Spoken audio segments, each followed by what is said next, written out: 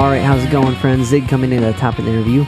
This week I have with me once again Mike Watt for our part 2 interview. So if you did not hear part 1, I recommend you go look up the first part and listen to that before diving into this one.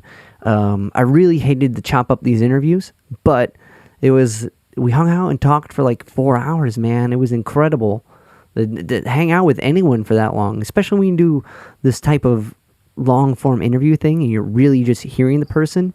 And it's been super trippy to do it without seeing the person, right? Because he's in Pedro, right? I'm in Cleveland, and I just hear his voice, right? And he just hears mine. So it's almost more intense because you're just listening. You're not being distracted by verbal cues or anything. But this was an amazing, amazing opportunity, and I cannot be thankful enough for Mike for hanging out with me for that long, Howard for setting it up, Jay from Studio 44 for mixing it. So before we jump into it, I wanted to share a little something from mine and Coda's history. This is a clip on Sea Level's Facebook page. It's our first video. It's only a minute long, and it's from that 2011 show at the Gronk Shop, where my ex-girlfriend's uncle was like what's the word I'm looking for? Bantering Mike Watt, and then he comes with like this little turn of phrase. So I want to share this video with you really quick. Thank you very much for this moment. I got two of these pictures. I'm very... My pop used to shame me all the time. Here, for example, I'll tell you what. One time he's got me in this little 9-footer sailboat. How you going to do this? Learn this. And I turned a turtle. And, I'm crying and shit. I'm jumping on the keel and trying to get up. I get in, he says, look, we got to find a bottle of rubbing alcohol and some rags. And I'm thinking, whoa, kind of a strategy here. And first we're going to soak the rags, and then we're going to tie them around your ankles. Yeah, to keep the ants off your candy ass.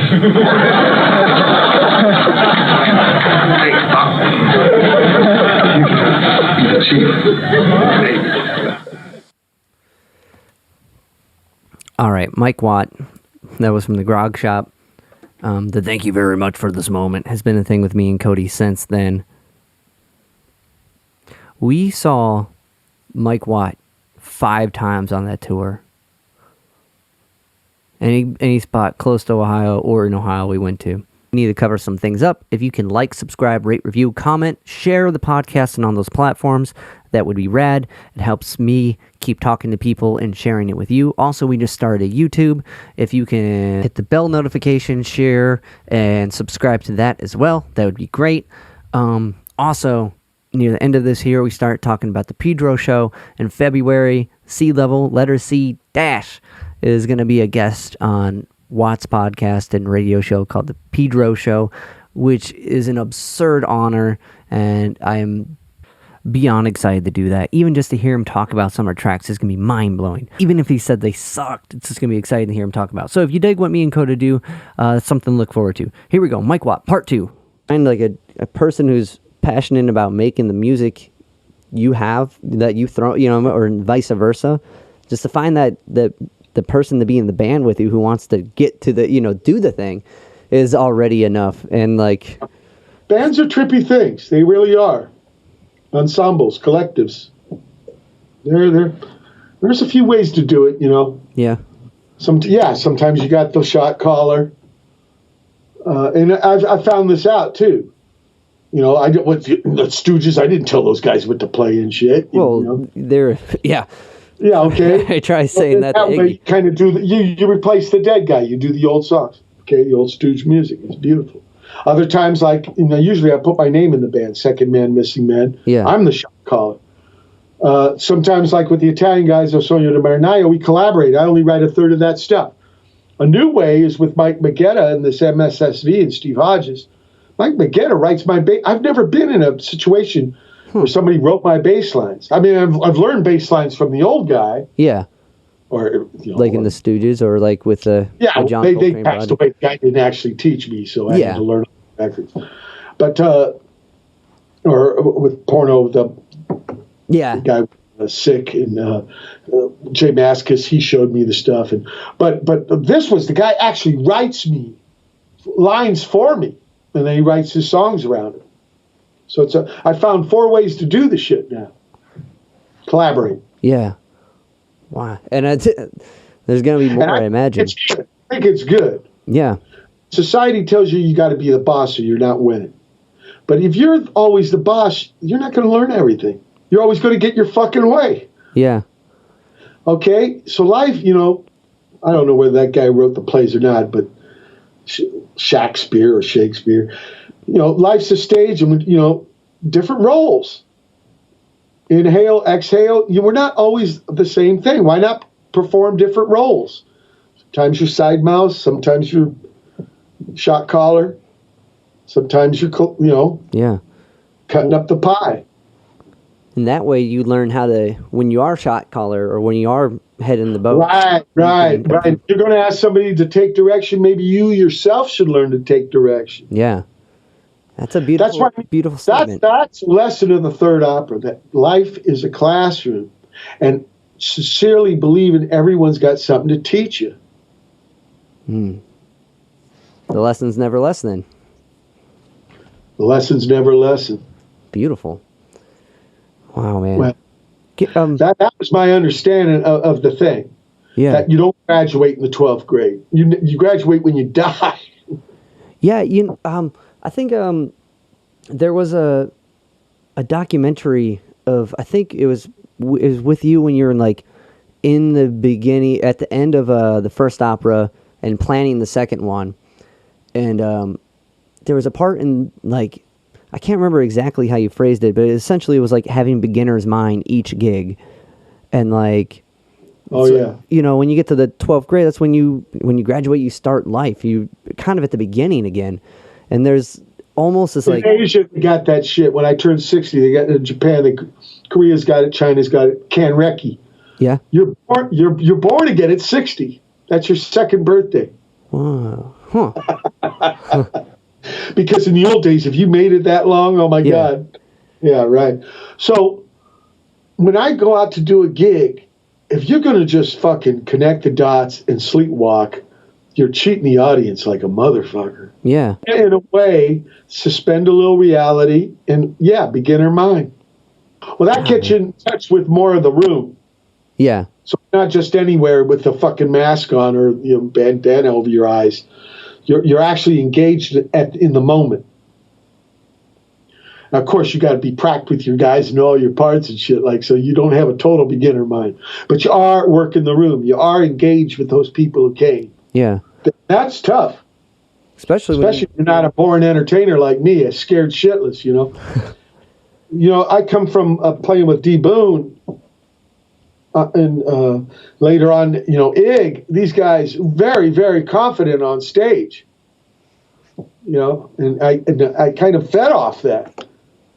Really scary without those guys. To do something to front as a group is a lot easier than just as one person. So in some ways, yeah, wow. Or somebody be in the bow. Yeah. That's why I say in the first opera, I'm the left-hand man, and C.D. Boone's the boiler man. It takes 3 guys to run the engine room: fireman, a boiler man, and machinist man. My papa's a machinist. Got it. Got to get the fire up. You got to boil the water, and then you got to get the power to the screw. Okay. So D. Boone's the boiler man. So I go, you're in your rate machinist mate. You're the left-hand man, the boiler man. Because if you look at the Minutemen, I was on the port side of him.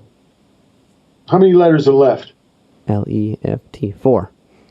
How many letters in the word port? Port. 4. You'll never forget. Okay, so I'm on the port side of him, and if I did get scared, just look starboard, there's D. Boone. And if he ain't scared, come on, man up, grow a pair, Watt. Wow. Okay, that's what I'm talking about there. Yeah.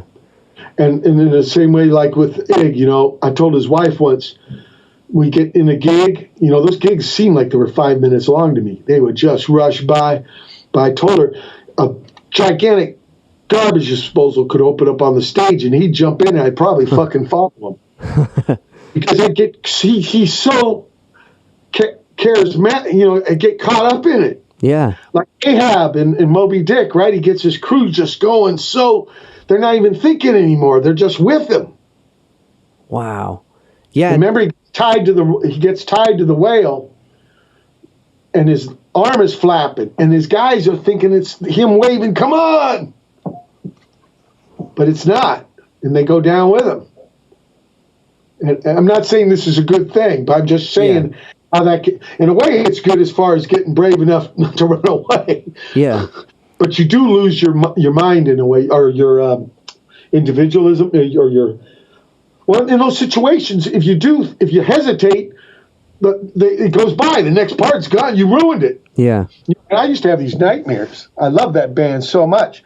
I mean, I want to be buried at sea anyway, but I had these nightmares of a headstone, and all it said on it was "fucked up a Stooges gig."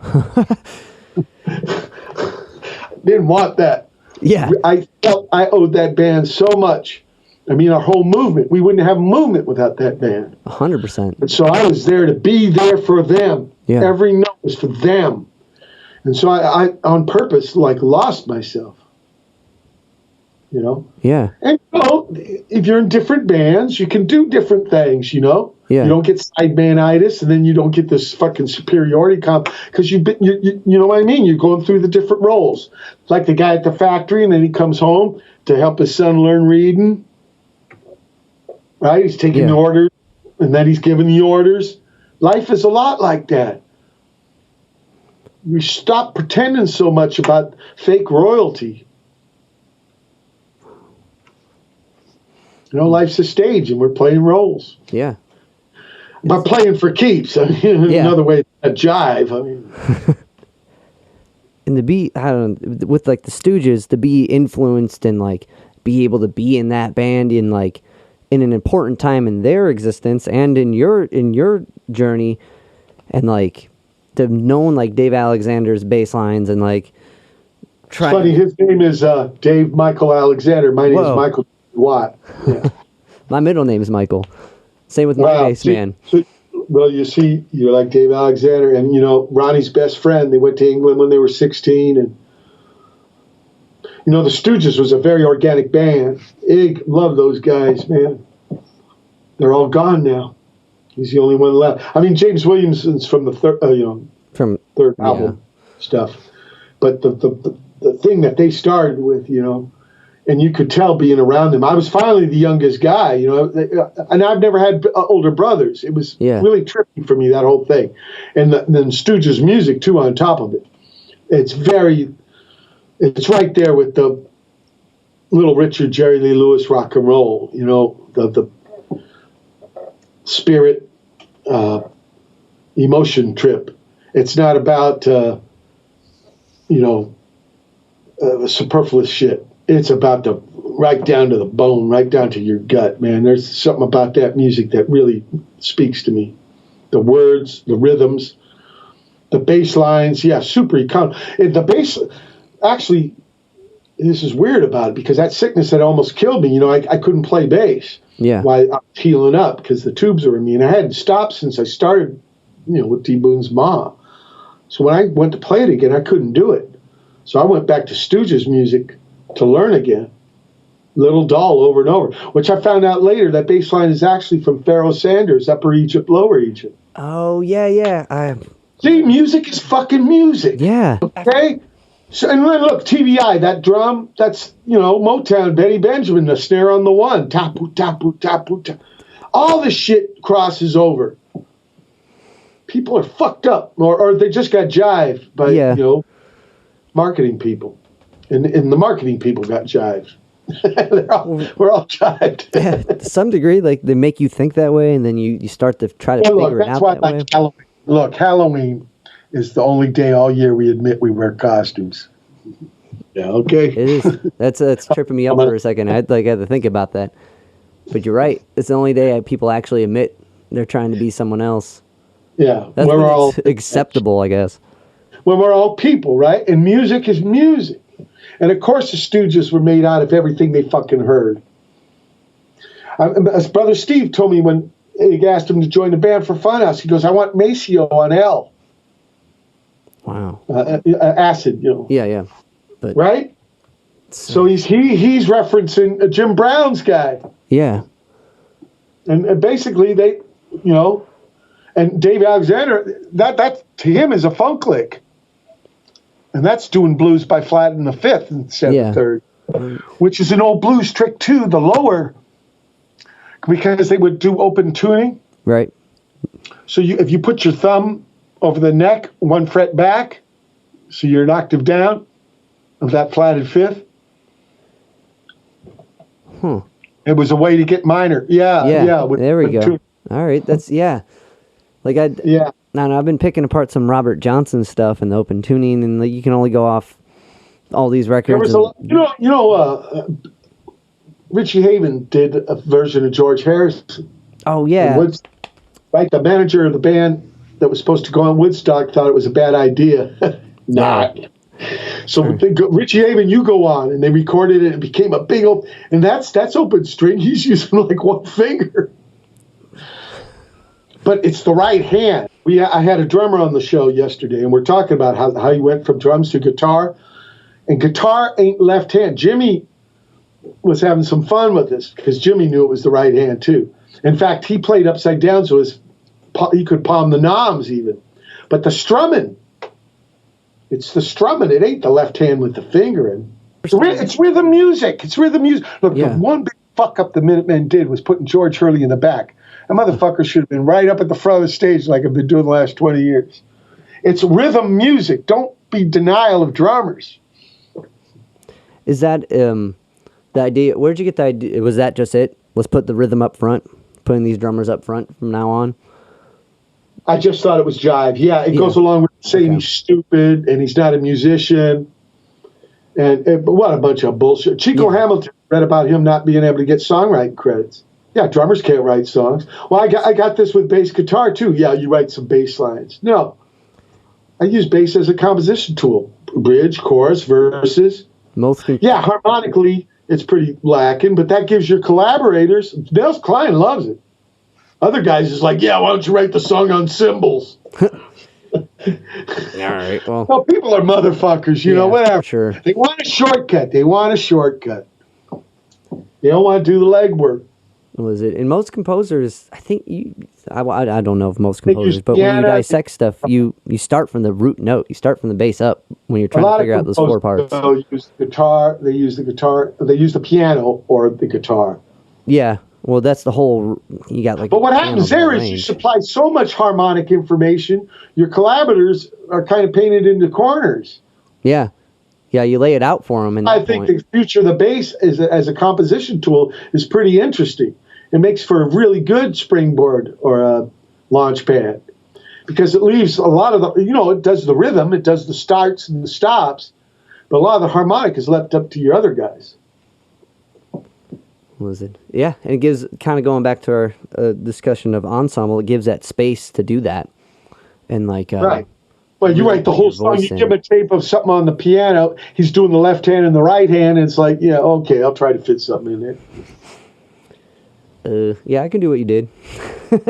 yeah, you know what I mean? Yeah. The other thing is, you just lay out some territory, you let them find their own road. Kind of. I don't know, different people like different stuff. Nels Klein loves it. Me showing him the first opera all on the bass, I had no problem. I didn't write one guitar part. Because the parts he laid down for that are incredible. He's interpreting. He's taking cues from the libretto, from the words, and from my bass parts, and then I'm explaining to him the piece, how it's moving through the day, what time it is, where it is in the part of the story.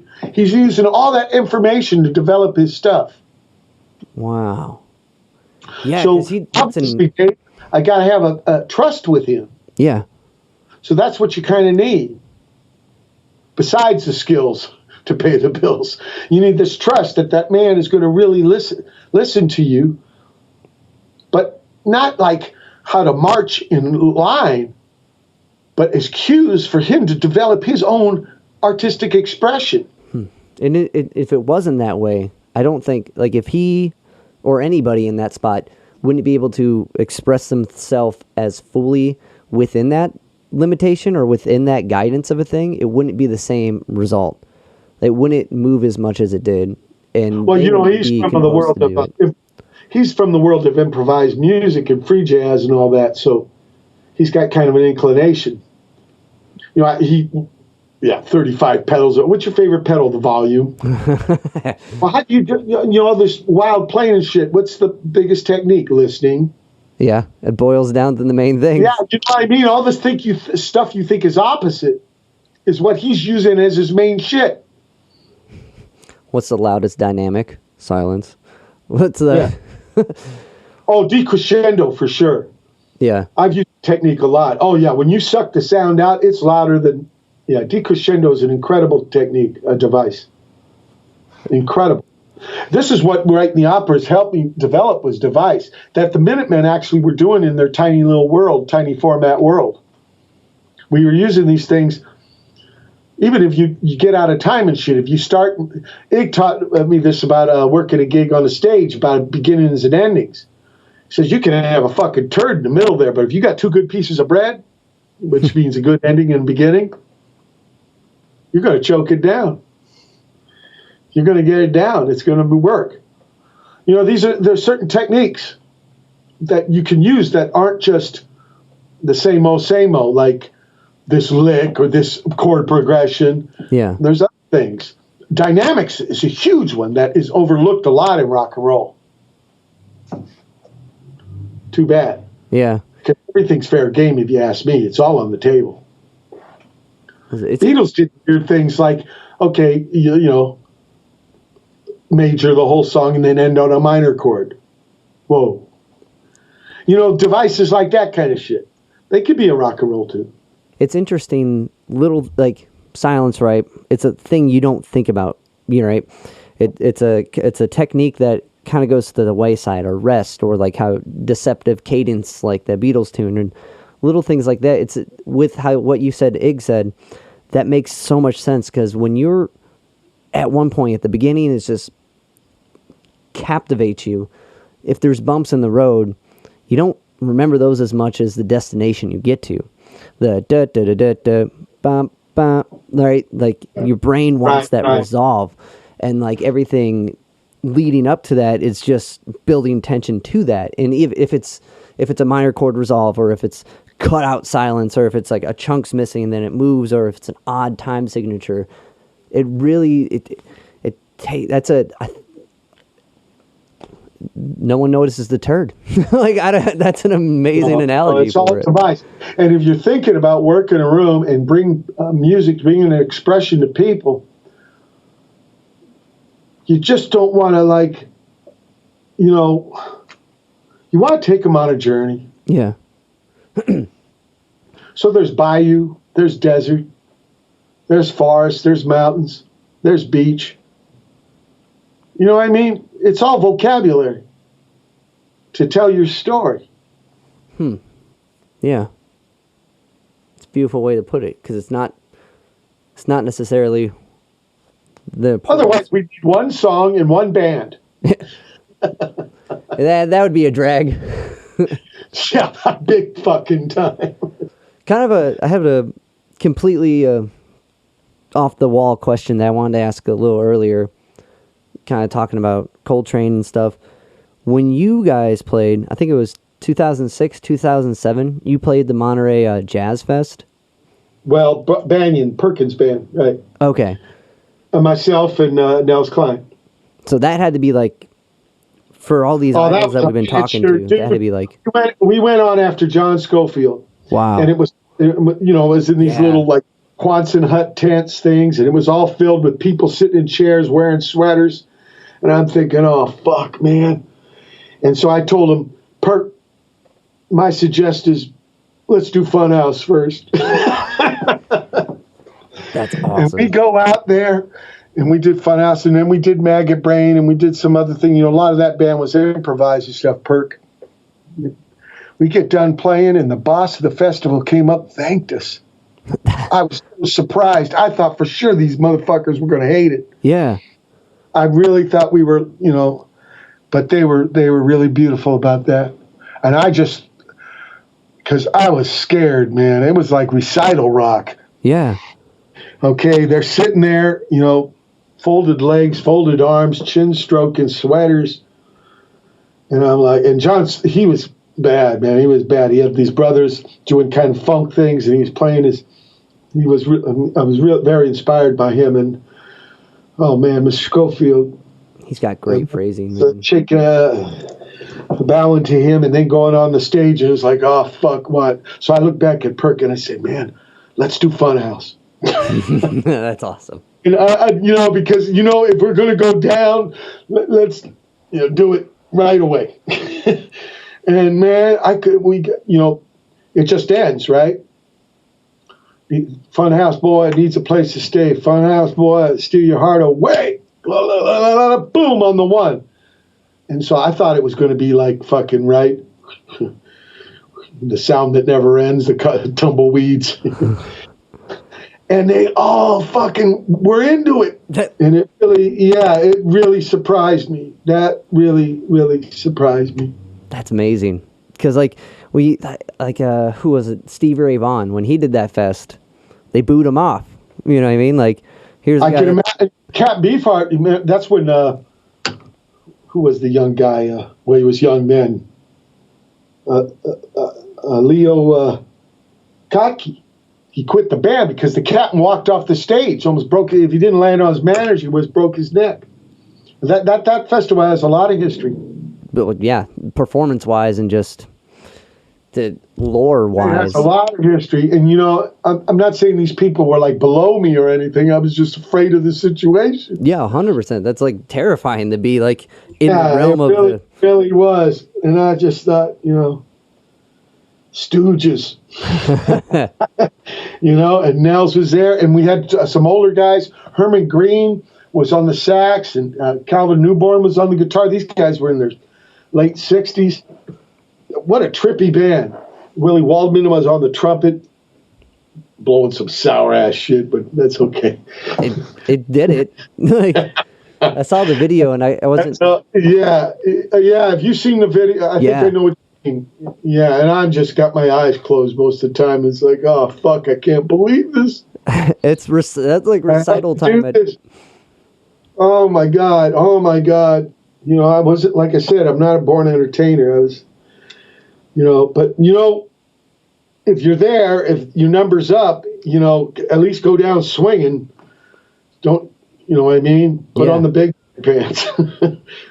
You know, not just tweet from the White House. I mean, I had to do, you know, and I looked over at Nels, and luckily I was right next to Perk, too, and Perk's a beautiful cat to play with, man. Perk, this is one thing I got from the porno guys. There was eyes. They went to Bali or something, and they watched the ladies dance, and it's this thing with the eyeballs, but then they incorporate in the way of playing. Yeah, they make big-time eye contact. And one thing about us, you know, with Georgie, it was kind of like, I'll see you at the finish line. Yeah. I really like this idea, the eye contact during the gigs. And it's one of the reasons why I set up the drums at the front of the stage. One of it was because, to get rid of this bullshit on the drummer being stupid and useless. But the other one was so I could look at both guys at the same time. Because the drums aren't straight on, they're at an angle. And then I got the guitar, the organ man, right across from me. So I can watch both guys. And I got it from the porno for Pyro. Remember the lesson of the third opera, everyone's got something to teach you. Yeah. And this thing about the eyes, and Perk, you know, the porno guys, Peter and Per, they're way into the eyes. And that helped me a lot, especially some of those porno gigs were at venues that were huge and the acoustics so bad. I remember Ig one time, on the first gig at the Coachella, he came up to me, he stopped the song and go, "Are we in the right key?" Because you've been in these pads, you can't hear sometimes the right fucking notes. Yeah. And they said, "Yeah, we're in." He said, "Start it again." That's awesome. It's dirt. It was dirt. Yeah, because you can't hear. There's overtones. There's comb filtering. Things are bouncing back. You know, nodes. It's fucked up. And so the eyes can be really, really significant. And I've really worked that into my playing. I'm not, even though I want to close my eyes to be afraid with my guys. Yeah. I'm in the ensemble with, I really try to make that eye connection. And so at that gig there, when I didn't have to put my mouth on the goddamn mic, I was right next to Perk. And that's where I like to be, too. In fact, I like to be on the snare side even more, because I can be right in there with the hi-hat and the snare with him. Physically putting yourself in the pocket. Can be right there with the drummer. Yeah, because I think that connection, I mean, it's important everybody's connected. But, you know, a listener guy like Nels Klein, he's always going to be aware of it. And believe it or not, Ig, even though he's got this weird duality where he can be going fucking crazy and still hear every fucking note. That's insane. And, you know, we'd have these debriefings after the gig. Mike, I'm going to call you on that second chorus after the bridge. I heard it. Sorry, Ig. Jeez, man. That's it. No, but, you know, come on, dude. Yeah. The work ethic, you know, and it wasn't mean. It wasn't like mean. It wasn't like, you know, No, I wasn't. Lee to come and beat my ass with or something. Yeah. But he wanted to let me know that he's listening. That also says to me that he cares enough to listen. Yeah. I'm not just, you know, whatever. Some, you know what? Because that's kind of what you would, with a guy who's going crazy like that, you would assume he's kind of not. But he's hearing everything, which is amazing. Remember, it starts out, he's called Ig because he was in a band called the Iguanas. Yeah. He's a drummer, man. Yeah. He taught Scotty drums.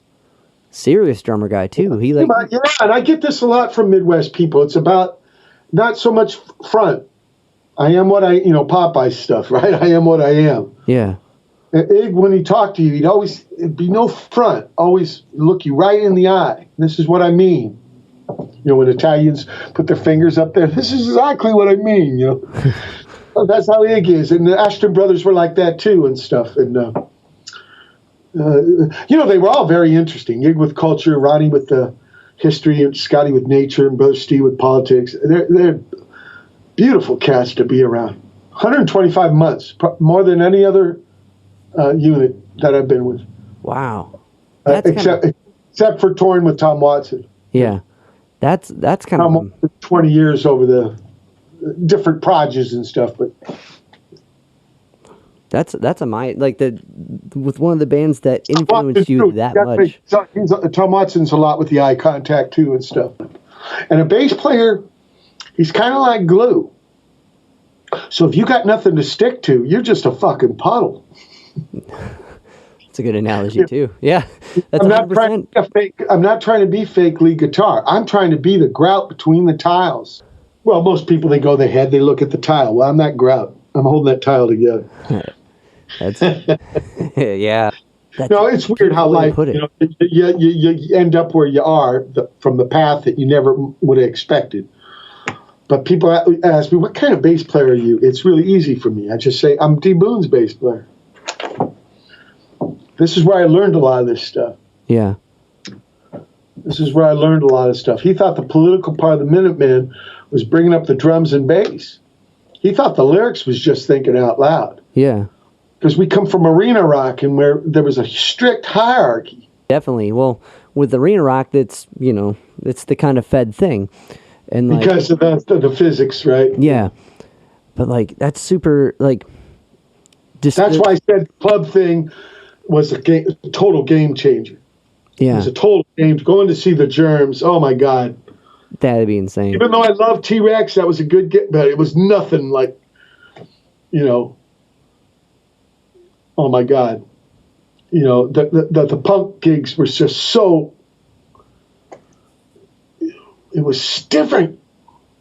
I remember the first one we saw the Bags, and I turned to D. Boone, without thinking, just out of my mouth fell, "We can do this." That was, I wasn't thinking of anything. I just said, "We can do this." And I never said that at an arena rock gig. There's too much. There was something, what do you call it, empowering about the whole experience. I want to be part. And then, and Pat Smear's standing next to you when the next band goes on. It's like these motherfuckers were just taking turns playing for each other. Yeah. I'd never been in a situation like that. I couldn't believe it. But why not? Why not it be anything you want it to be? Like the skater, Rob Locker in Arizona, made a sticker from a D. Boone quote. Punk is anything we made it to be. Well, a beautiful statement. And Because that's the way we looked at it. We didn't look at it as a state, a style of music. It was a state of mind. Yeah. And it's so much. The style of the music's up to each band, and maybe they change their mind. Yeah. Or some shit. Yeah. And you guys did, as the Minutemen. There was so many different. Well, we were trying to put you were saying the theory in the practice. Yeah. That's what we're trying to do. Was it? We didn't want to keep it as theory, Yeah, yeah. In a way, we are true believers in the movement. Well, that'd be it. Taking the And it philosophy wasn't just funny doing it. haircuts and funny names. In fact, people thought me and D. Boone had fake names because of our names. Well, I mean, Watt's a cool name, man. That sounds too cool to be a real name. But Yeah. it's even Boone's cooler too. that it is. Same with D. Boone. Like, Yeah. You got the D part because the Blue Oyster Cult second album, he was E. Bloom, and he played stun guitar. So D. Boone, hey, I want to be him. that's awesome. Great record. They had a them big too. effect on us, too, in some ways. What I was going to say was it's beautiful, like the whole self-actualization that is what you said, I'm D. Boone's guitar or bass player. Like like I think at the end of whatever, because my day gig is I'm a teacher. I can't. Both my sisters are teachers. Important shit. I can't. Thanks. I can't. Pettibone did teaching before, full-time artist. Sorry, what? Pettibone teacher taught math before he was a full-time artist. Oh, no way. Pinchy way, I wouldn't shit you. I keep you're blowing my mind, Mike. Like that's so cool. Well, literally, I know it's colloquialism. But. Yeah, but still, that's wow. What a character that guy is too. But to finish Beautiful. my thought, like self-knowledge is like the ultimate knowledge, right? So I can try to express these things and show you how I can do them and show you the steps I took to do them. But when it comes down to it, it's your knowledge of yourself and your ability to do that thing or figure that thing out, whatever it is. Yeah, but also like Mr. Coltrane with the Reservoir. Yeah. I guess you drinking from it or pissing in it. But look, Buddha, I think, said, stop learning, stop living. Yeah. That's 100%. Or maybe he said, stop teaching. Maybe teaching and learning are kind of two sides of the same coin. I would think so. Because every student, you're learning how to explain this thing that you just kind of know. It's funny, in German, the word for teacher is learner. Weird. Wow. Language does that sometimes. Right? That's so learning cool. them. Yeah. They're not learners, they're studenten, but you're the learner. But look, a lot of human things have dualistic trips, dangling dualities. They do. Yeah. Words can inform, they can lie. Yeah.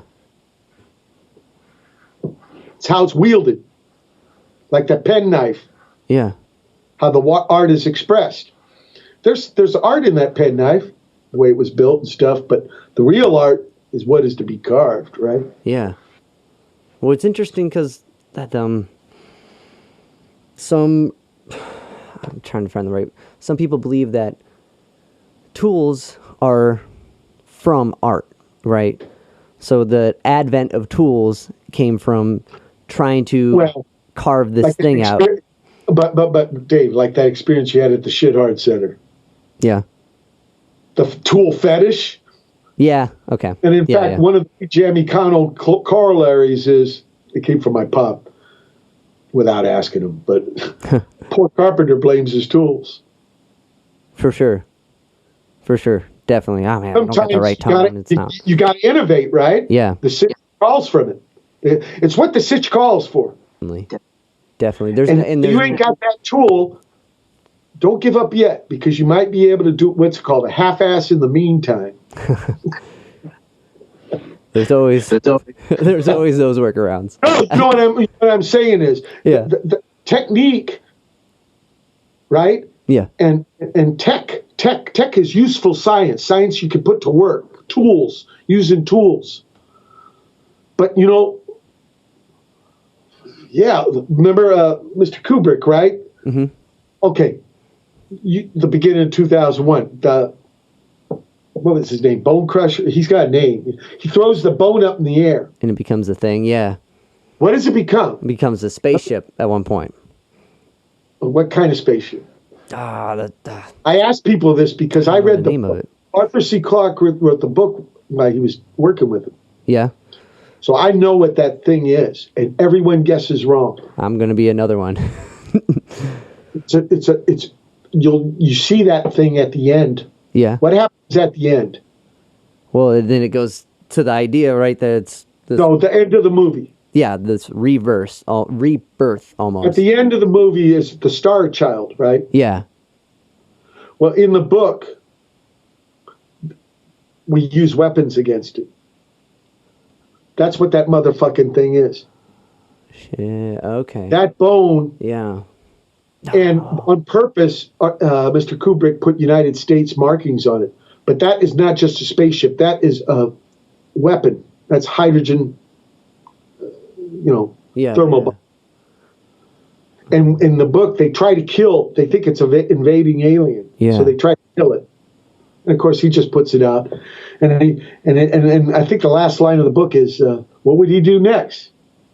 He would think of something. So it was all about potential, right? Yeah. It was all about potential. Like, we would get over this stupid thing about using violence to get power. See, that bone that he threw into the air is what he used to kill the dude from the other tribe. Yeah. And when he threw it into the air, it wasn't just a spaceship. It's a weapon. It's the extension. And Mr. Kubrick didn't want to, be didactic. Yeah. I think. So he kept it blurry. But that is a weapon. Oh, that's so beautiful. There's no people on that thing. There's no people. There's no windows. Yeah. It's a big weapon. Man. Which this clown was talking about putting. We signed a with the Soviets about no weapons in space, but there's no more Soviet Union, so that treaty's no good. Mm. So they want to weaponize space. Because it's a good market to build things and get people working again, right? Yeah. But it's funny. No one I talk to ever answers that question right. They don't, because they didn't read the book. Remember, I'm like 12 years old when that came out and shit. And so I'm reading science fiction a lot. I didn't get into history and stuff until I met D. Boone. He got me into history. So I would read a lot of, except for encyclopedia. My mom got one of those when I was a boy. But I would read fiction, especially science fiction. And so I read a lot of that shit. So I knew that. And so humans use technology to make better machine guns. Mm. Which is you can have very pessimistic view of the future. Yeah. It's almost curating to destroy. What do you call cynical? Yeah. So hopefully, what they were saying there that maybe we can, right? Because the aliens, the monolith keeps traveling with us every time we get a new innovation. We land on the moon. We land on what was Saturn in the book, but Jupiter. The rings cost too much to make for the movie, so made it Jupiter. But they would come in and check in on us, and are we worthy yet to make the next step? It's kind of trippy. I had kind of religion parts too.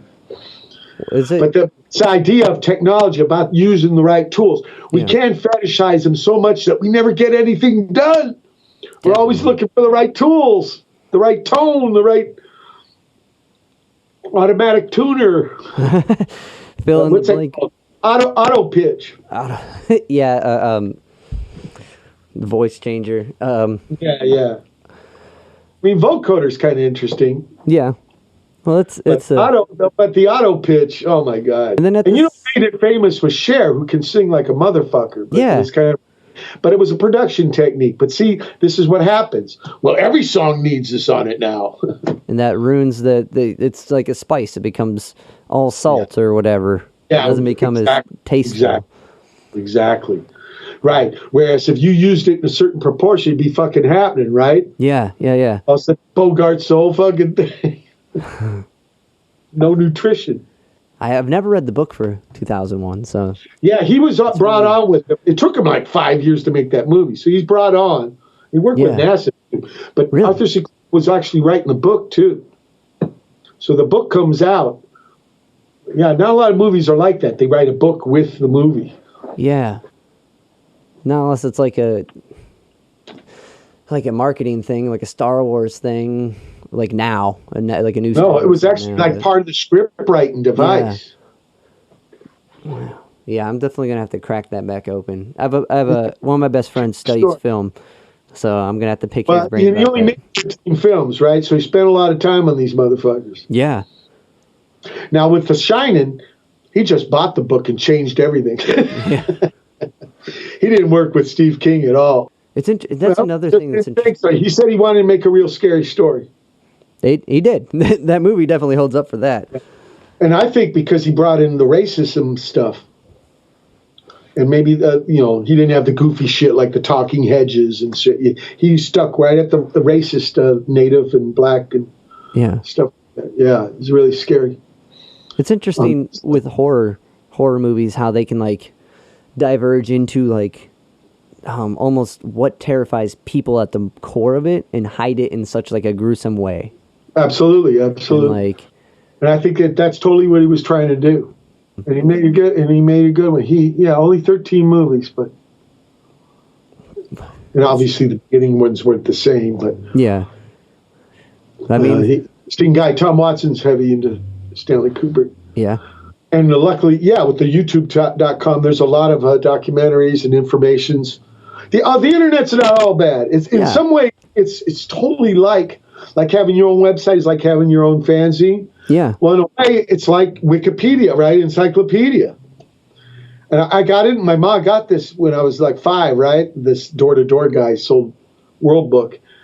And now it's organized by just the letter, alphabetical. But, man, things would connect. Yeah. And I had the disease of being curious. The tool of the internet is ridiculous. Like, to find material and present it and find out, quick learn how to do something to, like, expand something else. And, like, the rapid exchange of the information is priceless. And it is an intervention that's going to change everything from here on out for the better. It's the little things that bring that negative connotation to it. But, like, the overall scheme of it is amazing. Like, I know we started off kind of like... It's how it's wielded. It's how it's used. It's just like with the tool. It can be used to create or destroy, or it can be used to... propaganda, yeah. And, like, it's super interesting because I work with kids pre-K to senior high. I'm a music teacher. But, like... That's great. Like I said, so many schools got rid of the music programs. Yeah, no, I'm definitely stoked to be in a school that appreciates it and lets me kind of come up with crazy projects and like really focus on the kids' interest. So it's kind of half academic, half like, you want to do a metal band? We're doing a metal band. You want to do a podcast? Well, we got to make music for it. You want to make a YouTube channel? There's music involved in that too. And like, but that being said, like so many of these kids get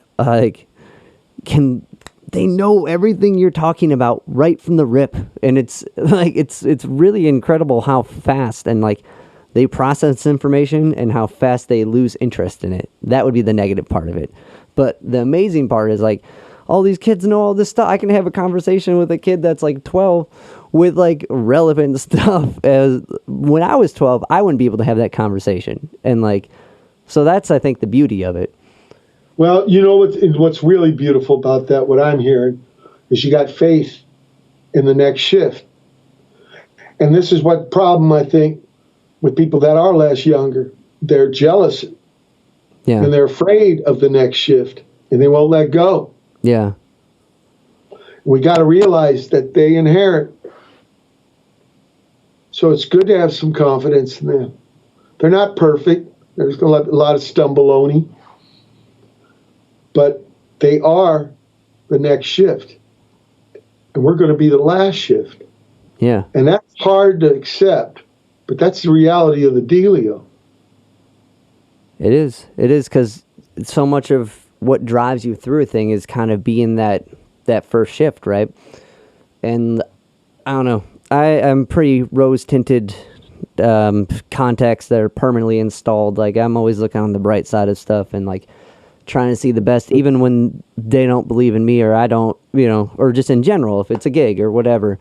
Well, remember, they're still learning. Yeah. I mean, learning a little. They got a lot less experiences. We're always learning. They're not the only learners, but they have less experiences. Yeah. And they got stronger, healthier bodies. They're going to be able to do it way better. Less experiences, that means they have to learn more, and they're going to have more chances to make mistakes and stuff. But they are the next shift. That's just the way it is. You only get so much time. And to kind of be a guide for some of it, that's what gets me through the day. Realistically, is like I'm super stoked to be to be the one to either teach these kids to be super loud or corrupt the youth in the good way, or like whatever it may be. I'm super excited. This well, you don't know yet. You know, nature's strange. If you want a good crop, a farmer would tell you use a lot of manure. Yeah. Goes right up with that egg. It's really strange the way things work out. What you got to do is, like, you know, try not to hurt anybody, but try to be honest about your expression. Yeah, that's my advice. I appreciate that. That's definitely something I'm going to have been trying to do, and you can always analyze. You know, the politics of bass are strange. We look good making the other guys look good. Yeah. That's good politics. Yeah. You know what I mean? And sometimes just that's the way it kind of works out. Yeah. And you just never know, too, the consequences sometimes, right? There's the law of unintended consequences. And hopefully they're not too, like, negative to disasters, because it's hard. We can't look into the future. Yeah. So hopefully you're pushing them the right way, and you're getting them hyped up to do the right things and stay true to what they're doing. On a side note, so there's this wrestling album with some guys from Cleveland I was told to ask you about. Yeah, of course. Because, I wanted to make a sequel to the wrestling. The wrestling record's actually Ball Hogger Tugboat in 1995. That's an incredible and I've always record. wanted to make I want to make a sequel to that using just Cleveland musicians. And I'm going to come to town with a batch of songs, my bass, or borrow somebody's bass there, and then go to it. Kind of recreate that record just with Cleveland dudes. That's amazing. That's going to be so epic. Yeah, I want to do that in the next couple of years. I met so that article I sent you with the sea level thing was we did this weekend we did 2 benefit shows, and it was at the Grog Shop night 1, Beachland night 2. Oh yeah, sold out the place and streamed it and tried to collect donations, and like everything was for the venues, and we brought all these groups together and would systematically bring a person up on stage and then have them walk off, the whole COVID thing. And like at the end of the Beachland gig, I'm walking off, and this guy Demos comes up to me, and he's like, "Oh, no, Demos." He's like, "You and your bass player, you guys both have D Boone stickers, because on that at that last Grog Shop show, I saw you were selling those D Boone stickers, and I was looking for those forever. Like, so I spent like $15 in stickers. maybe not 100% I think I bought a T-shirt too, but so we had him on there. He's like, I know what, and like was telling us all this cool stuff about your guys' history, and then he was like, when you talk to Watt, make sure you ask him about that wrestling album. He lives in Shaker Heights, not too far. Yeah. And I can't get his pad. That's all. He's a cool guy, man. Yeah. Really cool guy. He really is. And he plays baritone. Oh, okay. Cool. Yeah, and so he wants to be part of this project too. And John Pekovich, Verdi, and of course the old Peruba guys. In fact, right now, maybe 11 songs I've already recorded with Tom Herman, the original Peruba guitarist. Wow. For a project called Ship to Shore. Yeah, I have not been sitting on my hands. I've been a part of so many collaborations these last 8 months, you wouldn't believe it. I would. One of them is with Tom Herman, who's a huge influence on the Minutemen. T. Boone's guitar playing, Tom Herman he had a band after that too called Tripod Jimmy. Really good guy. And so I want to make a record with Cleveland cats. Yeah. That's incredible. So you being a Cleveland cat, you probably want to get in the ring too. At least I want to watch. Not trying to snake my way into anything, but I definitely want to be. I want to be around in the room. Well, it's like there's a band. Like if there's 15 tunes, there's 15 bands. It's like that. That's awesome. That's how I did Ball Hugger Tugboat. Yeah, and that coming out of the gate with that. Well, not coming out of the gate because there was albums up into that. It was out of the gate because I was kind of having to be, you stand in the middle. Okay, it was different. Firehose was kind of like being Minutemen, right? Yeah. Even though Edward was much different and stuff, but it was still kind of the same thing. So it was coming out of the gate in a way. And I just asked my friends to make, a record you can do is different than a tour. Yeah. You can't 48 motherfuckers with. No. See, it wasn't really a solo record. There's 48 guys on that record. Yeah, yeah. And everyone puts their part into it when you hear the. Well, that was the theory of the record. That's why it's called Ball Hugger Tugboat. I was talking about the bass. Like, are you going to aid and abet, or are you just going to be, a gun and shoot from fucking 50, So you shoot the ball, Are you going to... And I thought the theory was if the bass player knew the song, anybody could come play drums and guitar and sing and shit. So that was the premise the record was built on. Wow. That's a for coming out of the gate to come in with like a theory or not like a mindset like that. It's so open for everything, which that record has on it. Like every track has everyone who's featured on it, the uniqueness of their abilities based off what you gave them shines, and it's uniquely you as well. That's a hell of a record, and that's super. That's a test of the ideas behind Ensemble. Yeah. Kind of going back to where we started. Right. What's the bottom line? What was the bottom line I told you? It was to try to make an interesting conversation. Yeah. And that record proved it, for sure. And throughout all these records I've been picking your brain about, I think that's what each one shows, that you kind of give everyone these room as well as yourself. That's why I'm very grateful to D. Boone's Ma for putting me on bass. I didn't even know what it fucking was. Well, that's pretty funny that she was like, you're going to play bass. That's so, I don't know, sometimes you guys are going to have a band and you're going to be on the bass. Sometimes that the limitation leads to the most amount of creation. Well, yeah, I haven't even got to 5-string. I'm still on 4-string. Have you tried one? I had to at a gig once. It was terrible. Yeah, I'm just not used to it. There's so much for me to learn on. I mean, I could see it depends on the keys. If you're in D or C, you can come around from the bottom. I understand that. But a lot of that, there's a reason why those 4 strings. You start getting into the kick drum, it muddies up shit. Yeah. And the strings above, that's ridiculous. You're in the guitar zone. Yeah, the 4 is just like that Goldilocks it's in this place, right? Middle, where the kick drum don't have to be lonely. But sometimes, I can see that extra low being in key parts, you know what I mean? Maybe in different styles of stuff being kind of clutch, but not for just an overall thing. That's like how you're saying, that's pretty invasive and mixing wise. I can see that. Well, it's like having a 50-foot kick drum. Yeah.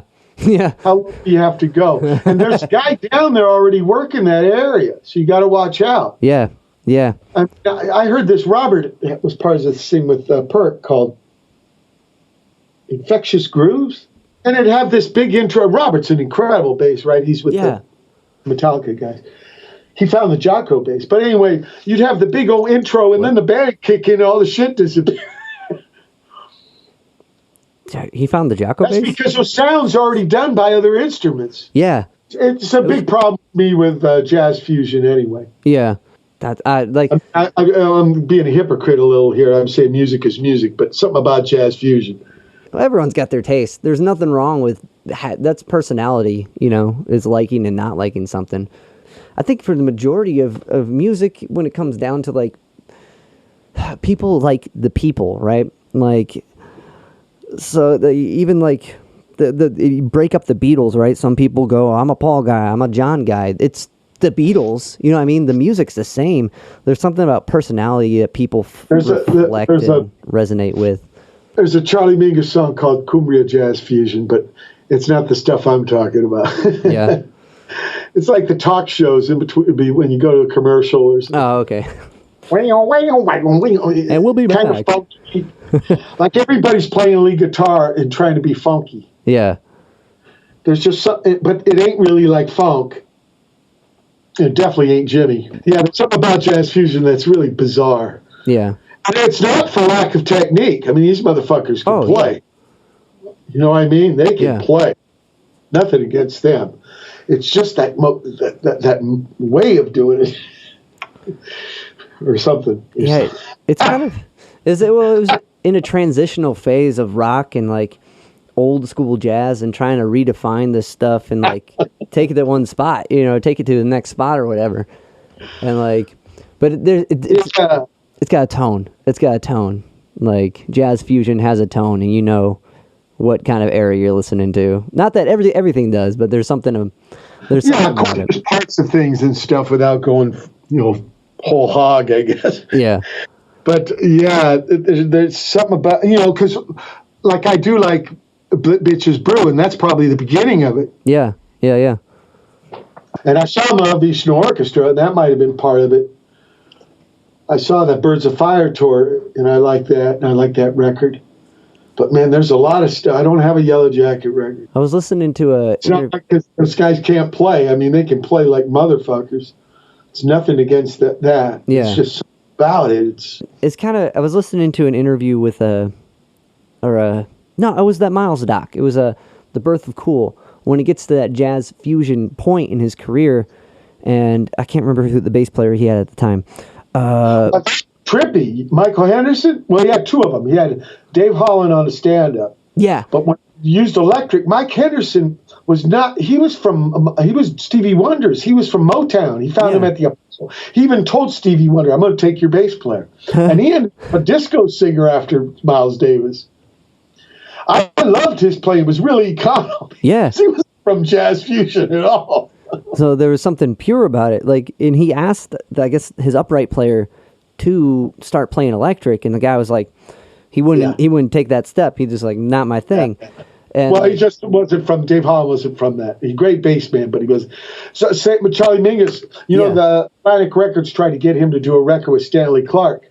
Huh. And he just hated electric bass. I saw Lionel Hampton's guy tried one of those.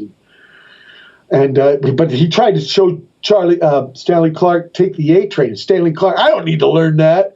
So it was like, it never happened. Yeah, there's too many conflicting... But Stanley Clarke has changed a lot. I saw an interview, he said, anybody can do a bass solo now. You write a good bass line, that's hard. Yeah. So he was a young man then, and... Yeah, coming in hot. Yeah, right. So, and Charlie Mingus, right? A lot of those guys had to get kind of attitudes because they took so much abuse. It was kind of like a leather skin. Charlie Mingus... Yeah, got a lot of belligerence out of that guy. But, when you get down to it, So Miles, here's his talent. He wasn't the best. He knew Diz, he would never be a Diz. But he was smart about picking bands, picking guys, and picking music around him. Miles is a big picture guy. Yeah, personnel expert. When I saw him at the Hollywood Bowl of Pettibone, he had a keyboard. Nobody's playing this keyboard on the side. You see me come up there and hit one chord, the whole band would move to that chord. I guess what I was going to say about the whole the fusion era of stuff, I guess when he got his first check for I think it was sold out with that band, and it was different with Miles because he was, like you're saying, he's doing this big picture thing, but he said he felt like a thief from putting all this stuff together, and I think that might validate some of the movement and some of your kind of thoughts on jazz fusion as a strange vibe of things. But Bitches Brew is a different thing. I think that record holds up.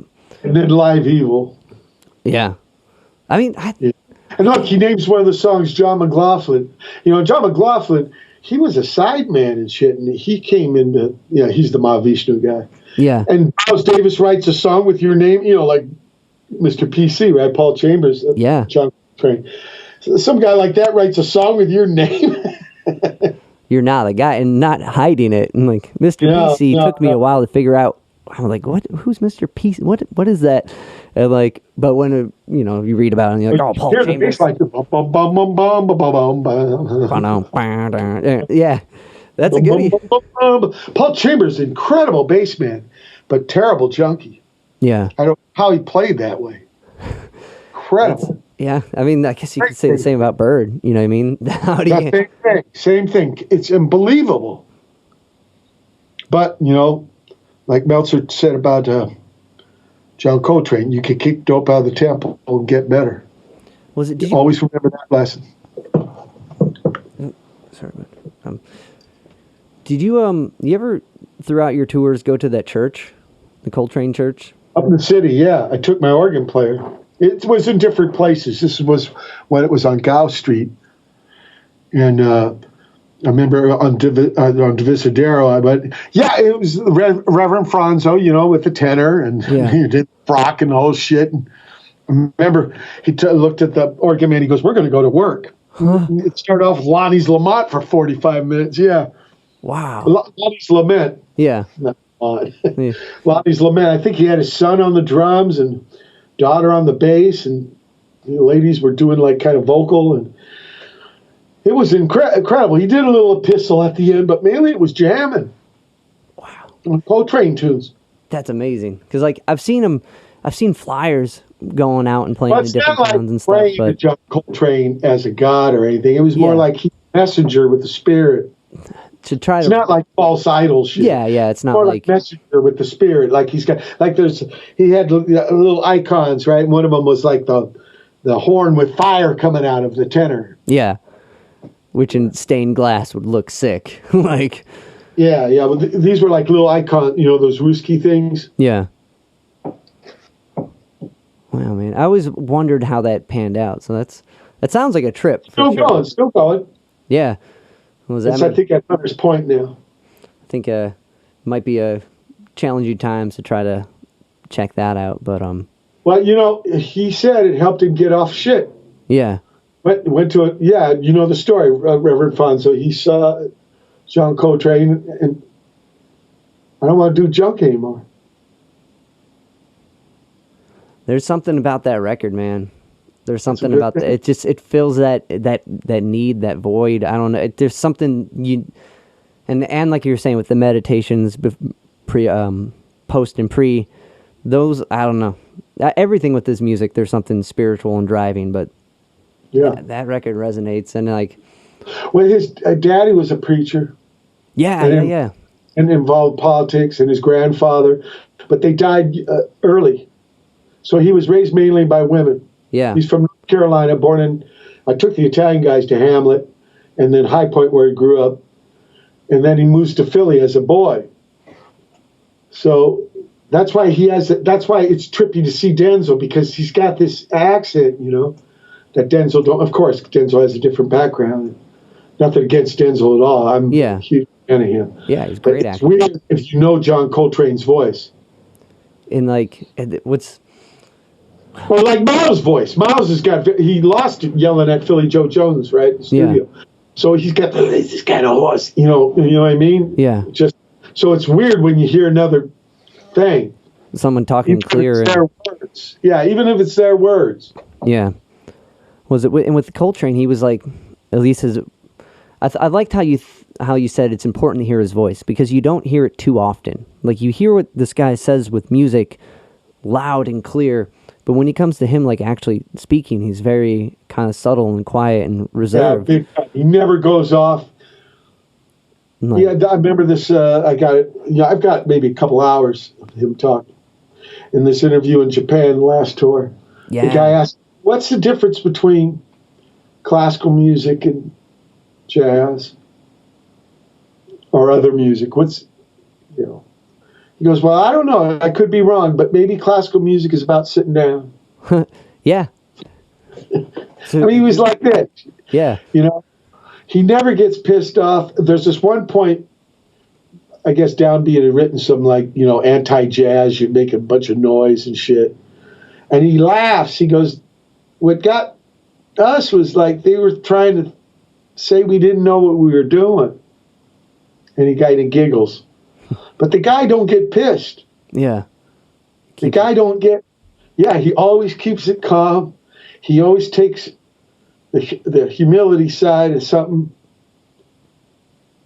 You know, like I said, if you look at the pictures of him and look at his eyes, I mean, it's incredible. A lot of compassion in the guy, and I think it comes through. And it is good to hear his voice. Joe Beiser told me he couldn't believe it was his voice. He couldn't imagine that was the voice. It is strange when you hear him talk for the first time. Like, that threw me too. Like, see, I grew up Navy housing, and it wasn't strange to me because we had cats like that all over. Yeah. Well, Coltrane was their fathers, you know. Yeah.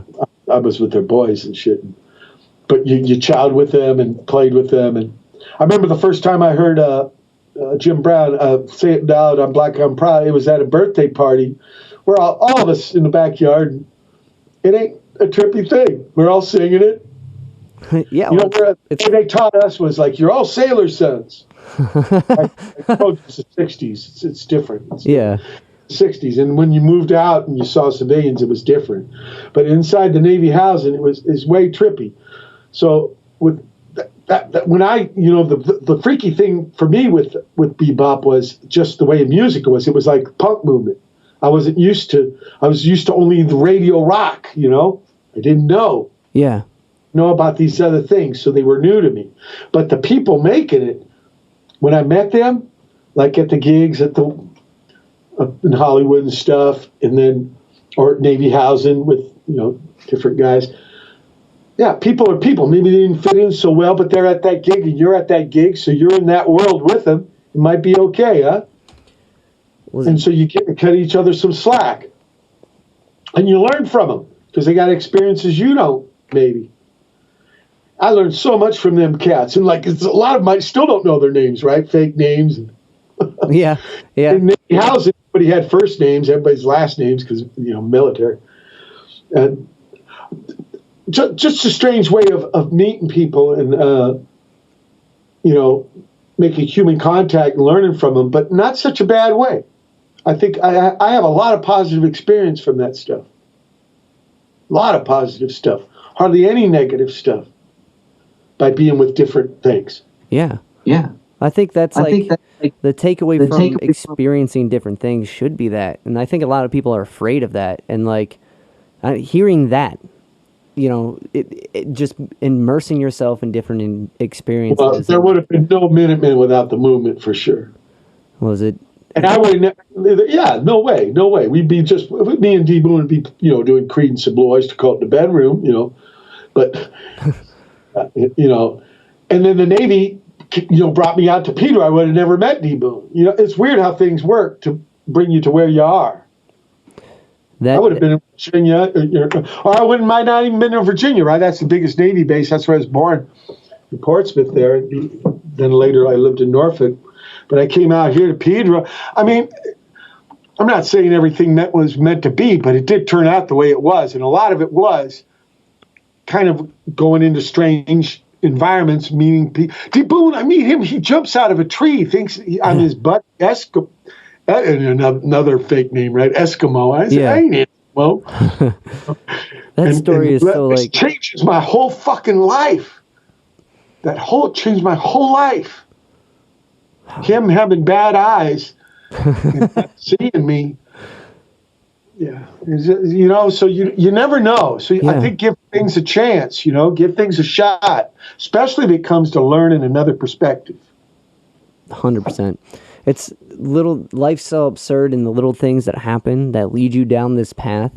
The fact that we're talking here today, it's all little things, and you never would have thought saying yes to that, turning left here, run like a guy jumping out of a tree, which that story is so insanely inspiring because that's like the chances of that, and then like you guys doing what you did are so absurd. And like or with the flag guys at the Santa Monica Civic passing out flyers for like their second gig, and you're going to play in Pedro. We saw a flyer. Yeah, what's weird about that? Because we're the only punk rockers in Pedro. You mean there's a punk band in Pedro? Yeah. Do you want to open? And then we end up SST002. Yeah. Yeah. Man. Out of nowhere. Yeah. It's beautiful, the absurdness of life and how everything works. or how everything doesn't work. It's equally. Well, it's a combination because Yeah. we did have to have the band together. His ma did have to put me on bass. Yeah. See, all these things added up. It's not like you don't work at this shit. Yeah. No. It's not You just work at it, but at the same time, there's a lot of coincidence. It's like a opportunity being prepared for that opportune moment. Having all that The stuff. way I look at it, I said, I got a book of pictures. Yeah. On and off base. I call them eye gifts because, a lot of photographers, that's why they turn into control freaks. They set up the shot. Mine is, I just got the camera, and because it's during my, hobbles in the morning, the kayak or bicycle. So if I'm lucky, and if I got the camera ready, I'll capture that thing. So that's kind of what it's like. You're ready if something does happen. Like I got the camera there, and if that sunrise or that bird or that fuck seal, you know what I mean? I have it, but I didn't set that shot up. Yeah. So it's a weird mixture of doing shit and then coincidence. Yeah. It's the side note on that book's fantastic, by the way. You're a great photographer for just being Ray in the moment. Like, those are some really cool shots in the poems and the excerpts. And they took stuff from my diary. Yeah. Really cool. I didn't pick those. Those people who made the book did that. Oh, okay. All from it's hard the Hoot page? Yeah, I don't have enough perspective to pick my own. It's because digital cameras. You didn't have to buy film and shit. Yeah. That's like, I don't know, having someone else do it brings a more authenticness to it because, like, I don't know, to find your own words would be a different project, I think. Like, it would have been way, way different. Maybe too careful. Yeah, but just someone taking stuff out of what you said, like, it doesn't make what you said any less inauthentic or impactful. But, no, I wrote those things, but to juxtapose them against those pictures they took, it makes the mood, man. That cool. Poem, it was trippy. Again, that's collab, right? That's ensemble. That's ensemble. A different form of it because you got a publisher and editor. Most of the work Raymond does is man alone, But sometimes collabs. But that world, you're up there. We got a lot of different ways to do it on this planet. Yeah. And I don't know, I feel as an individual who found music and found this outlet, I feel so lucky that I know what it is. You know what I mean? I know what I'm going to obsess over. And it's trying to figure out these strings and make this thing in my head come out. And, like, I know a lot of people that are trying to find that thing. And, like, it's people like you and people like John Coltrane and people like Miles and all these fill-in-the-blank amazing, like, people that have found their passion and do it to the fullest and, like, immerse themselves in it. They inspire everyone else to try to find that. And, like, if more you find out about people like you and your photography or like Miles and his painting, you see these other outlets that people dabble in, and it's I don't know, the idea that there's a reservoir that kind of circle back is deep and has no like defined thing that you can pull from it or use it for is a beautiful concept. And I just I don't know, wanted to kind of put it to one point and thank you for talking to me for this long. I just realized we've been chatting for a minute. And well, I hope you got enough there, Dave. Oh, I got more than enough. There's some guys like John Coltrane. He dedicated his entire life to music. Yeah. Man, what a focus. Just like how you're saying, be practicing after the gig. Yeah. That's incredible. That just says it all. And there was another guy, in fact, he did some pracs with him, Eric Dolphy. He was the same kind of cat. Yeah. When Eric Dolphy he's a SoCal cat, downtown LA, his pop built a prac pad in the backyard for you. Huh. And Dolph was a guy who never got fucked up on drugs. Just was back there shedding. Well, there was these guys coming, in the early 60s, late 50s.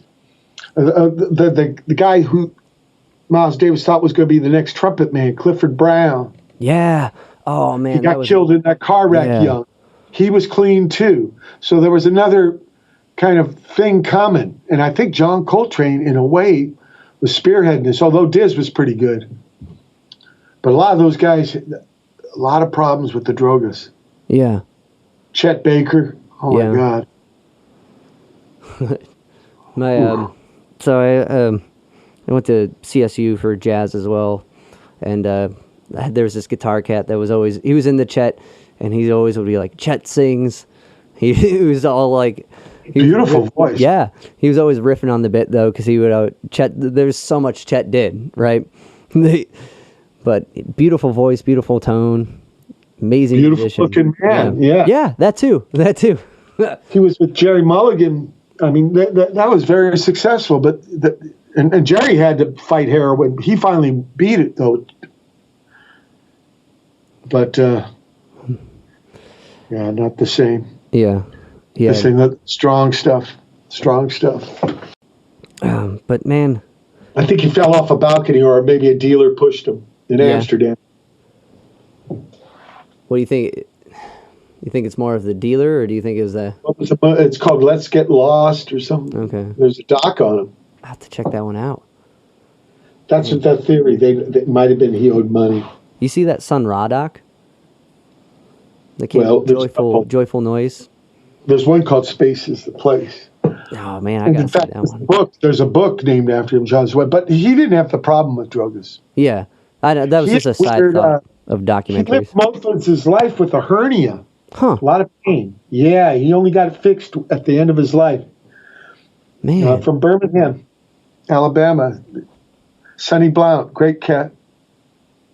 Great cat, incredible. And he was into this idea, though, where you play with guys off the street, too. Yeah. Yeah, kind of trip. And then guys, John Gilmore could have played with anybody, but he played with Son. Sun Ra was he had another level. It wasn't just music. It was, you know what I mean? He had a kind of a theatrical consciousness. He had a lot of things going on. Yeah, no, there was a lot in John Sweat has a book called Space is a Place that I'd recommend. It's incredible. He went to jail for being a conscientious objector in World War II. Willie Dixon, too, the blues bass man, wrote a buttload of songs. Yeah, no, he was, as far as like blues concerned, he's the standard. He wrote so many songs. Brother Matt. I didn't know he. Okay. He said he went over to his house. He opened up a drawer and he showed him a bunch of songs he never even fucking recorded. Wow, that would have been something else. Because the blues, like every genre, it's like jazz. I mean, it's deep. It's deep. And like every there's these standards, right? And like everyone does their interpretations and grows as an artist from imitating, especially in those traditions. Even if it's like blues, jazz, country, folk, that you keep seeing certain songs reincarnated in different ways. And like I think one of those guys, oh man, that would have been something. Yeah, okay, you're right on the mark there. It's about, people ask me about the old days. They say it was about people. So are the new days. It's always going to be about people. Yeah. There are these traditions, you're right, kinds of modes and motifs, but it's what's to be done with them? How do we do it to tell our stories? And everyone's going to have their own way to do it. And I guess it's appreciating one person. proof is like, why I have guests on my radio show, because no one has the same fucking journey through music. Yeah. But I love how every time you do that, you kind of gauge from, unless it's someone who's reoccurred, gauge from that same early perspective. Like I was just listening to the one with the Flat Five the other day. And like... Chicago. Yeah. Those guys...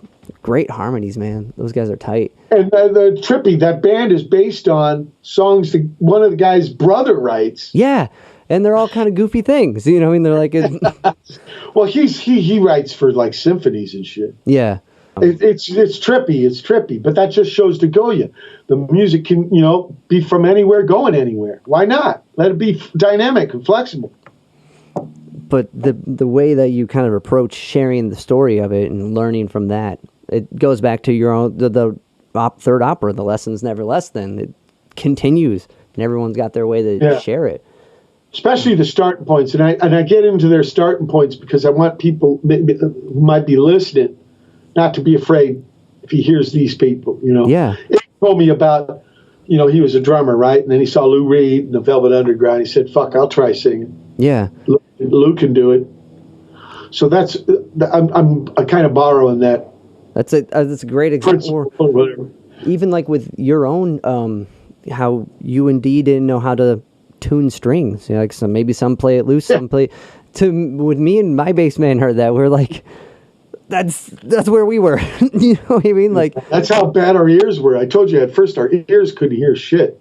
We thought you played Down on the Corner by Creedence, then you were in tune. We didn't know your Down on the Corner had to be his Down on the Corner. Yeah, we thought people like loose strings or tight ones. That's a beautiful way to do it, because that's what it is at first. It's just playing and trying to make these things you hear happen on the thing you have. With Fran.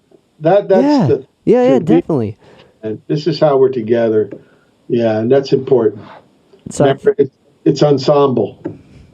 Yeah, 100. It's the players, it's the people, and it's seeing that happen, and the beauty that it comes out of it. But that's one thing I love about how you handle your show, radio show wise. Like man, to do 3 hours as much as you do, like that's a lot of work. Well, there's 4 hours of talk. Yeah, and there's 140 minutes of music. Yeah, that's awesome. That's a lot of editing. It's 3.5 minutes of music to every minute of talking. Yeah. So, you know, it ain't 3 hours of spiel. Yeah, but still, like, it's a lot to put together, you know, and then put out. You let people, you know. It's awesome. I think it's. Give them a geo and they'll tell you their story. And there's a lot of people making music. Yeah. And just. So it's not like I have to, like, whoop it all up. True. But the organizing, you know, being in the mile spot, putting stuff together. Yeah, but look, the Black Flag got SST002. They brought us on our first tour. Yeah. To oversee. I mean, you know, people did things for me. Yeah. Did I pay back? Definitely. Okay. Yeah. No, 100%. And that's the beauty of it. It's kind of a little barter rock. Yeah. And that's what keeps those people giving back, like, because it can totally be a cruel, like. Well, to me, that's the lesson of the movement. I don't want it just to be a fucking funny haircut. Yeah. Yeah. Not with funny haircuts, but. Whatever, you know. That's a look. Everyone had a wild wig at one point. Everybody in the old days. Everybody had their own look. You wouldn't believe how diverse it was. Yeah, it was. Because nobody knew. Yeah. When something's new, people don't know. That makes sense. And so you get all codified and orthodox, you know. Coming in with all these different things. Your mental, like how you perceive it's going to be. Like, I never thought of it like that. Yeah. Where now, like, you see it, it's fed to you. But I was there. There was people with mustaches and bell bottoms. They didn't fucking know, you know. That's awesome. That was the Foghat gig. Yeah. Foghat still rips, though, man. That's a fun band. They were Savoy Brown before that. Yeah. Blues, boogie blues. Yeah, and it's in there. Well, Foghat's big hit was Slow Ride. Yeah, I was trying to think of what Muddy Waters tune they did. They did a really cool. They did all kinds of stuff. You know, that's all them England rockers did. That's why they got into prog. Yeah. Because they were like, man, this is embarrassing. But, you know, music's music. So I don't care. B.B. King loved Pete Green's guitar playing. Yeah. BB's another guy, man. Yeah, but he loved Peter Green, who's an English guy, right? Yeah, who's hearing their stuff and feeding it back to him. But it doesn't matter, right? Yeah, no, it's 100%. He likes it, he likes it. Yeah. And if you ask me, that's the good version of Fleetwood Mac. Yeah, for sure. That's at least the more, like, I don't know, there's the rawness to it. There's a song called Oh Well that's, the three guitar thing was kind of trippy. Yeah. Especially with the style they were doing. I don't know, like, it's either you see it like the Southern rock stuff where it gets all tight and harmony-wise. Kind of Southern rock, but it's bizarre. Yeah, and that's what happens, you know, when music can be a petri dish and you experiment, you know, let the freak flag fly. That's where, that's where all the good stuff, or at least the stuff that inspires the other stuff, even if it's the one song from that Fleetwood Mac album, is that one song is someone's whole band. You know what I mean? Like, fill in the blank. Someone got that obsessed with how they made that thing that all their things are slightly influenced by that. And that's the beauty. They were a couple of the guys in the band couldn't keep it together, you know. Yeah. L and alcohol and. Yeah, man, that's always the tragic. Jesus, one guy went to turn into a Jesus freak, right? Yeah, but who was that? One of the guitar guys. Yeah. He left like on tour to join a cult or something. But for that moment, they some great fucking music, yeah. Yeah, I think that's maybe the same type of void that alcohol or the drug would fill anyway, just a different outlet of it. Or sometimes people just quit. Look at the poet Arthur Rimbaud, right? Yeah. He does poems for like 3 years and then no more. Yeah, I guess knowing when to stop. Amin Ali, I told you about Rashid Ali, last drummer for John Coltrane. Yeah. He was playing bass, Philly guy, for James Bud Ulmer. And then he just quit. No more bass. This guy's a great bass player. Man. It's enough. Yeah, I think that's a bigger thing too. Or like with Rollins when he stopped doing music. You know what I mean? Right. Just knowing when to shift gears and focus on something else. Like. Yeah. Another guy, Elvin Jones, had fucking oxygen tank on stage. Yeah. So everybody's different about this shit, right? For sure. They got their own take on it, and we got to give them slack for that. Yeah. Well, and seeing someone who's like seeing the Stones still do it, it's equally as inspiring as knowing someone who knew when to stop. And like, it's weird. It's weird that like gray area of maybe no, they're still doing it. That's fine. I saw awesome. Charlie Watts. Yeah. At an Elvin Jones gig in Culver City here. Nice. And he was wearing like 3 overcoats. He was with Les McCann. Les McCann was in a wheelchair. And Les McCann was cussing at Elvin the whole, girl, you motherfucker, Elvin. Elvin was laughing and shit. Wow, man. Trippy. Yeah. It's trippy. Super yeah, trippy. It's about people. Yeah. It's people. Oh, man. Well, Mike, thank you so much for these last few hours. This has been like, my mind's been blown quite a few times, and I love how your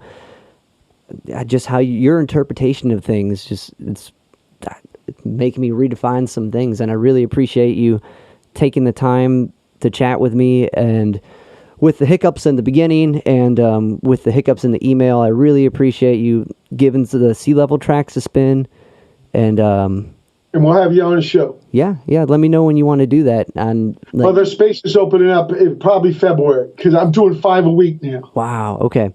Yeah, in February. Let's probably the second week in February. Okay. I'll give you an email, Dave. Yeah, that'd be awesome. Like I was saying, like that night when we went to the gig to do the first thing at the Grog Shop thing, and like I was telling my bass player that, and like he was like, dude, that's so you can't tell me that now, man, we gotta focus. Like, it was great. So thank you so much for this wonderful conversation and the opportunity. I really, really appreciate your time and all that you do. So thank you, Mike. Very welcome, Dave. Thanks for having me aboard. Anytime, man.